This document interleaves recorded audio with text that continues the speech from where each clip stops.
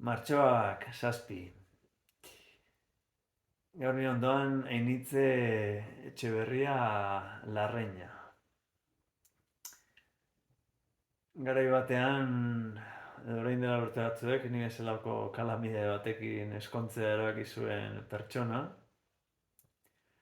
nire alaben ama, eta egunerokotasunean entzuten nauela sentiarazten nauena, maitatua sentiarazten nauena, errespetatua.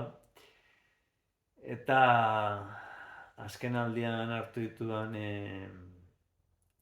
erabaki potoloetan beti ondoan izan duena. Orain arte behintzat. Eskerrik asko guzti horregatik Ainitze, eta eskerrik asko ausartzeagatik.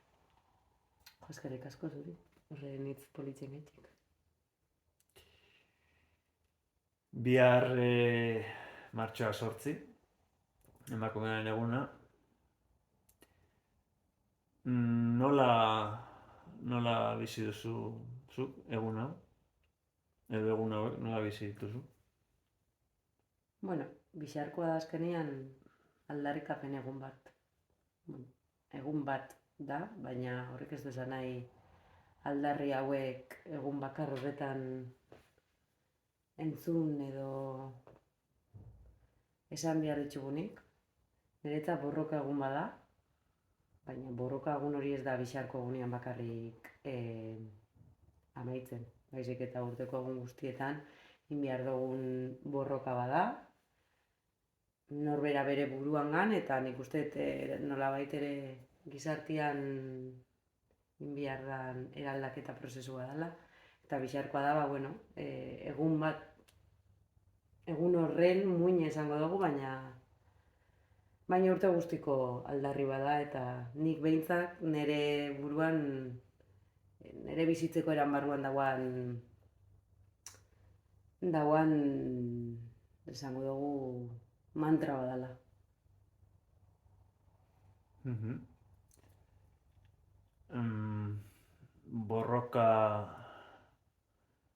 Borroka diozunean, ze zentzutan?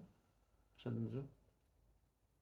Borroka esaten dutenean da, gizarte cis, heteropatriarkal, kapitalista hontan emakumea jasaten dugun diskriminazio hoien aurrian, borroka egin behar dugu eta aldarrikatu behar dugu beste mundu bat posible dela, eta eraldatze prozesu hortan gu izan behar gara eragileak. Orduan, borroka esaten dutenean alde hortatik esaten dut. Gauzak ez dialako aldatzen egun batetik bestera, gauzak aldatzen dira borrokakin, iraultzakin, eta deseraikuntza prozesuekin. Orduan, alde hortatik esaten dut, borroka.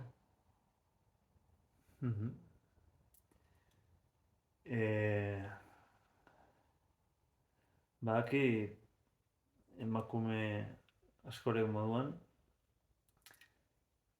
batzuek konstienteki, beste inkonstienteki, zuk violentzia matxista jasan izan duzula. Zer eragin izan du horrek zugan bizitzan? Eragina dauka ja, nik usten dut beti komentatu izan dizut.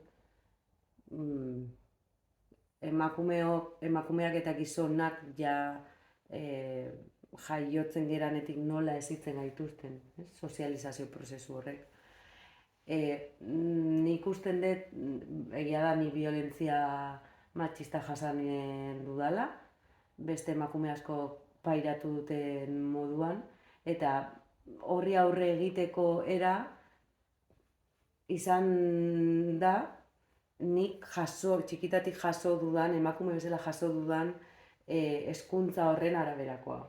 Hau da, normalizatzera, emakumeak ezitzen gaituzte, gauzak, horrela dira gauzak, jasan behar dituzu, hori normala da, isildu zaite, ezin zera horren aurrean asaldatu, orduan kudeatu dudanera, hasiera batean izan da isiltzearena eta nire burua erruan nire gain hartziana, baina feminismoa, esango dugu, deskubritu nabanean, edo feminismoan barneratzen hasi nintzanean, eta haren inguruan irakurtzen, informatzen, konturatu nintzen errua, esala nirea.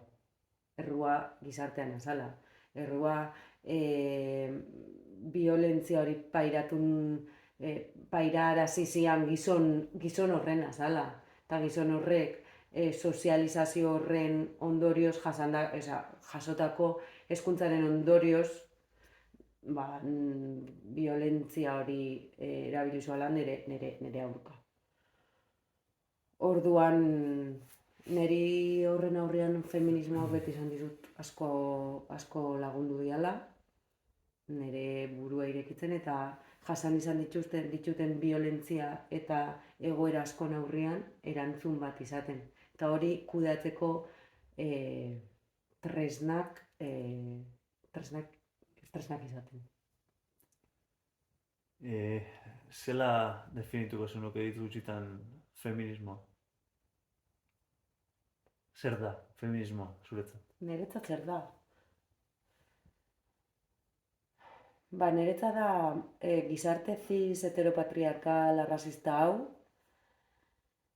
aldatu ahal izateko, berdintasun erreal bat egon ahal izateko gizarte hontan,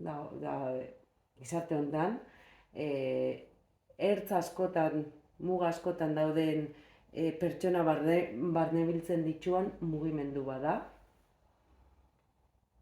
intersekzionala eta transfeminista. Transfeminista naiz ni, ze azkenean esan dizuana, ertz askotan, ez ditu bakarrik emakumeak barnebiltzen, baizik eta ertz askotan dauden pertsona horiek barnebiltzen ditua mugimendua da, eta saretzen mugimendua da.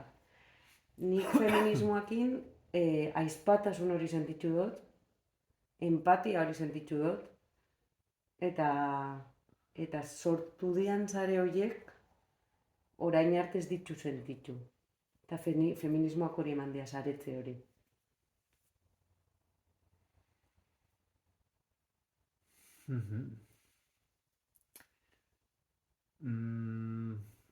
Aipatu duzu lehen aldarrikapena. Atzo izan zinen, trikipotean, afarian, bihar ere izango zara manifan.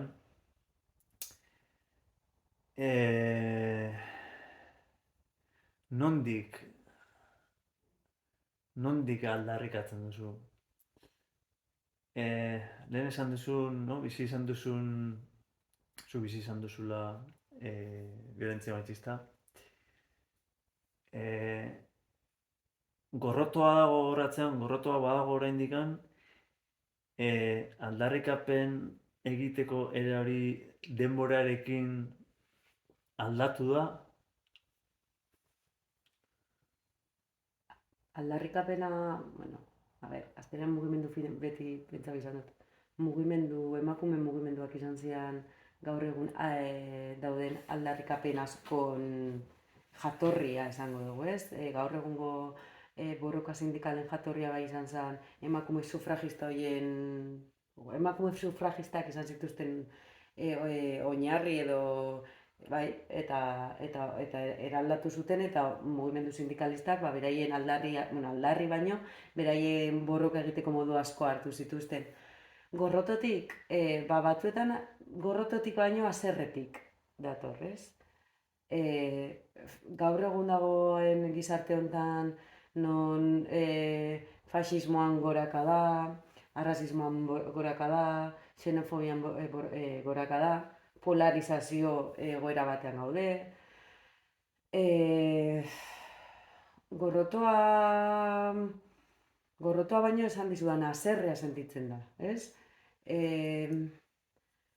egoera, nik batzuetan pentsatzen dut, jendea geroz eta kontzientzia handiagoa dauka, egoera aldatuko da, nire alaba nagusitzen dianean egoera ez da izango, baina konturatzen ari naizena da ez dela egoera ez dela aldatu eta agian oraindik eta basatiagoa bihurtzen nahi dela kanpoan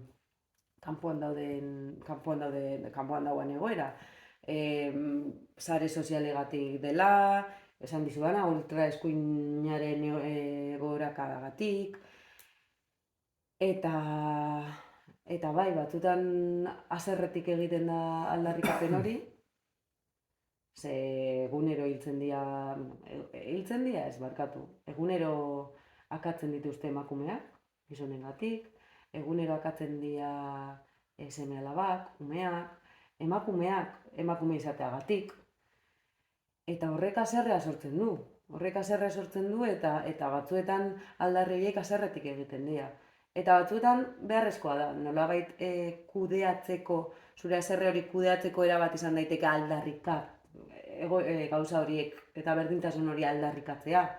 Eta hilketa horiek edo jasaten dugun biolentzia hori mahai gainean jartzea, ez? Hau gertatzen ari da.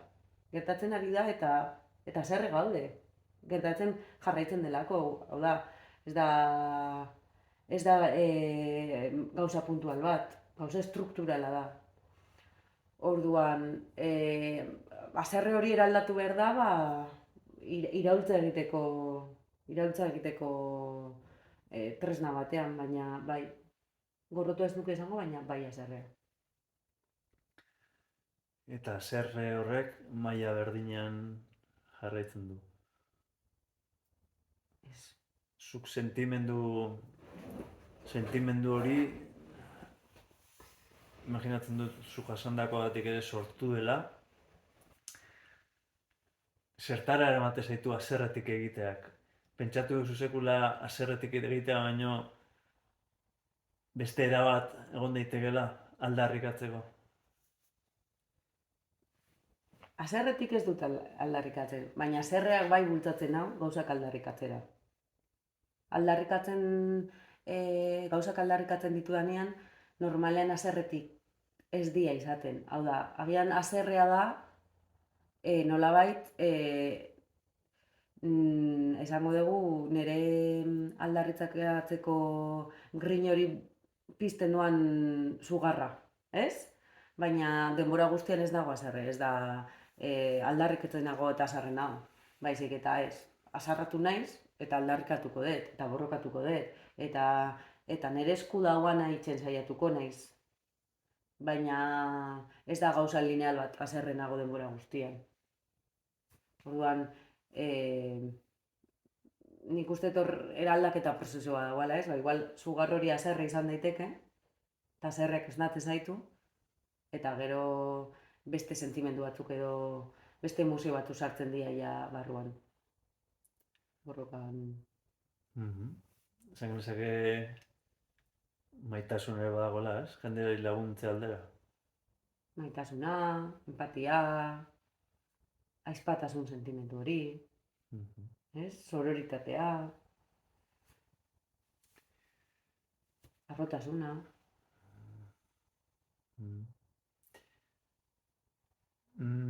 Zuke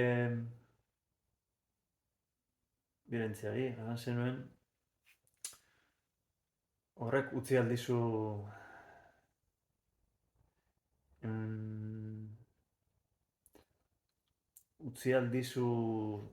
zure barruan zerbait hor kudeatzen kosta zaizuna, emozio sentimenduren bat. Nahi esan duan moduan, ez dakit, pentsatzen nahi agian oraindik gorroto, pertsona horrekiko, pertsonarekiko gorrotoa, eta hori jasan izateagatik, gizon artean generalizatu izan duzun gorroto hori pasa da. Halako zerbait pasa zaizu, hori kudeatzeko zerbait egin duzu. Ez. Gorrotoa ez dut uste gizon guztietara estrapolatu danik. Egia da, esan dizudana, ez? Garaia hartan feminismoan inguruan ezer gutxi nakixan, oso gutxi. Eta orduan, garai hartan nintzen identifikatu eraso hori jasan zuen, erasotua izan zen emakume bezala. Aldiz, feminismoan inguruan irakurtzen hasi nintzanean, gauza asko identifikatzen hasi nintzen, eta orduan konturatu nintzen, ni erasotua, eraso bat izan zen. Eta esan eraso, ordura arte esan dizudana, errua, ez? Gure gizarte judu kristau hontan daukagun errua, ez? Hor dago beti errua, erruduna, egina da errua.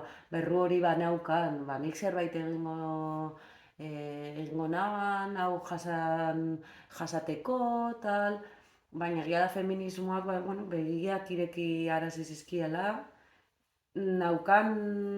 barruan nauzkan frustrazio horiek kudeatzeko tresnak eman zizkian, eta horrek lasaitasun asko eman zian. Nauzkan sentimentu batzuk kudeatzeko tresnak eman zizkian, ze konturatu nintzen, ez nintzala pertsona bakarra egoera hortan zauana. Eta hori azaleratziak, eta hori verbalizatziak beste emakume batzukin, kristo lasaitasun eman zian. Eta beste emakume batzuk beraiek ere azaleratzea, hori kontatzen dozuna, nik ere jasanaban eta sentimendu sentzazio iguala naukan. Eta konturatzen zera, ostras, nik ez dut bizi izan hori bakarrik. Ze gogorra, nire inguruan hitz egiten duten emakume askok eta askok, egoera berdina bizi izan dutela. Violentzia matxista ez da kasua islau bat. Muturrekoena hilketa matxista dira, baina violentzia matxista estrukturala da. Eta estrukturala da egunerokoan jasaten ditugun, ez? Mikromatxismo horiengatik edo askotan garrantzia kentzen diegun egoera horiek ere jomugan jarri behar ditugu eta aztertu behar ditugu orduan. Neri, esan dut, nauzkan sentimendu horiek, feminismo izan da niretzako oso baliagarria.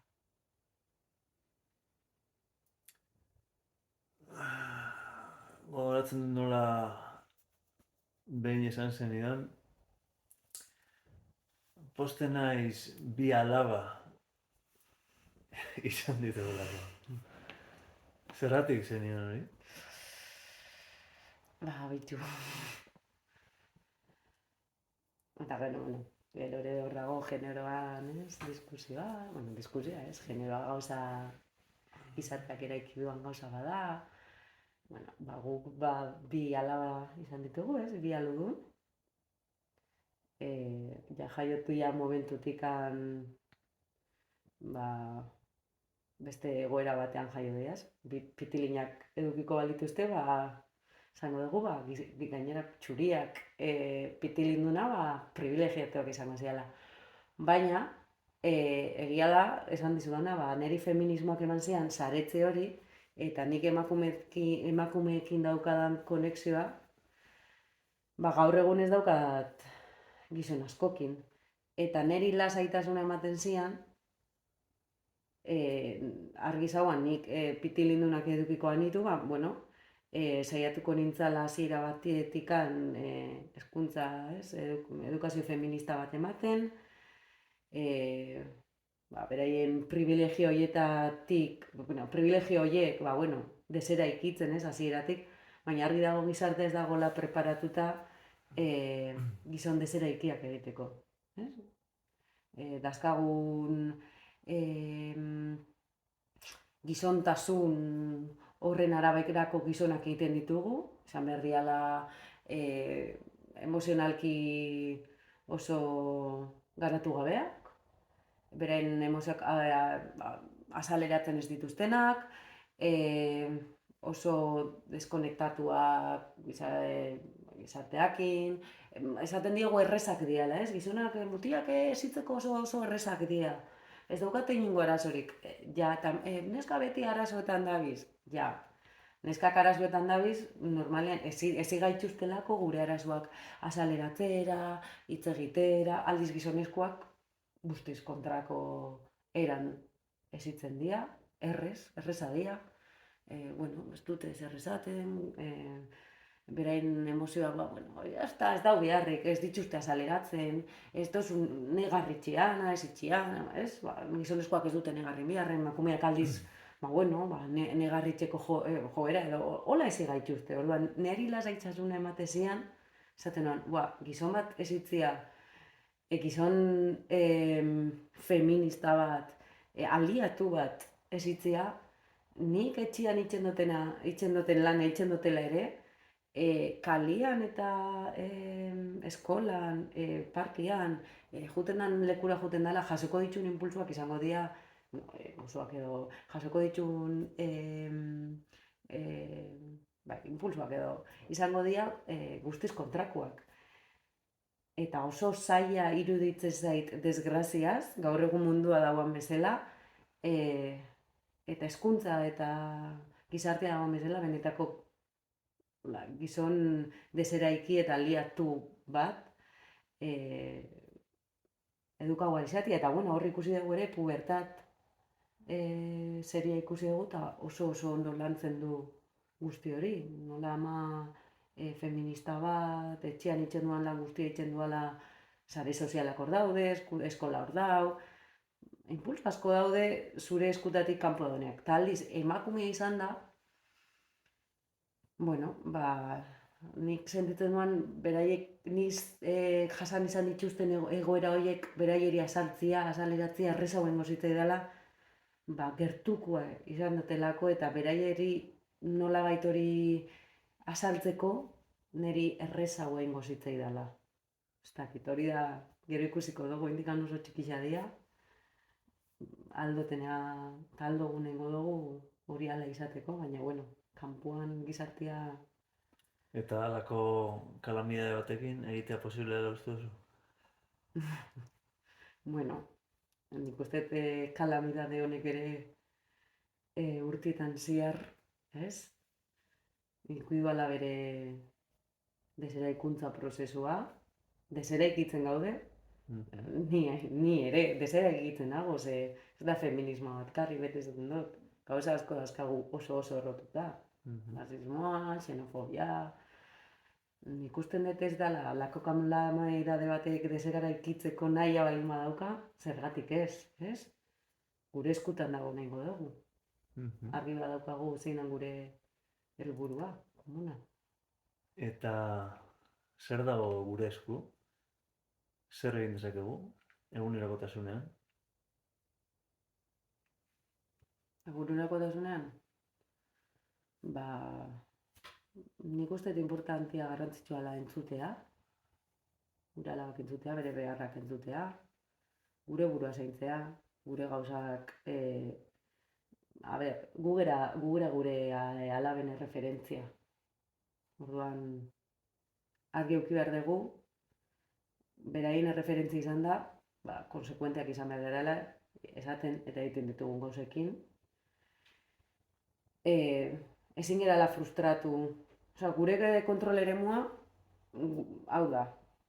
Eta hortik kanpo gertatzen dian gauzak, ezi beharko ditugu gure alabak, eman beharko dizkiegu tresnak, gauza guzti horiek kodeatzeko, ze gauza askoia gure kontrol esferatik kanpo daude. Orduan, niri lasaitasuna ematen diana da, nire esfera kontrol hortan, nire alabak, ahalik eta tresna gehien eman ahal izatea, kanpoan dagoen hori kudeatu ahal izateko. Zintzu dira tresna horiek? Inteligentzia emozionala, iruditzen zait gakoa, inteligentzia emozional hori, empatia iruditzen zait ere, ezetz esaten jakitea, eta muga jartzen jakitea. Beti izan dut, nik hori ez dut jakin itzen. Badakit hori dela nire erronketako bat, eta badakit hori ere dela nire hezkuntzan emakume hezkuntza edo sozializazio horren, sozializazioagatik jaso duten ezaugarrietako bat, ez dakit ez ezaten, gauza guzti horiek, gure alabei, barneratzea, ez esan behar da, eta ez badezu nahi gauza, ezezkoa da, eta kontrako ere, ezezko bat jasotzen desunean, ezezkoa da, ze hori ere esan behar zaie. Hori, tresna txiki horiek eta poliki, nik uste barneratzen jutenean gauza horiek. Ez normalizatzea, nik behintzat normalizatuta dauzkaten gauza asko.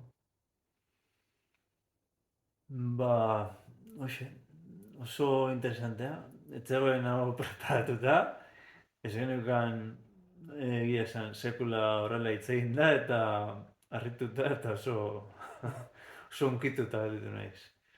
Eskerrik asko, musu bat, eta izan zoriontsu.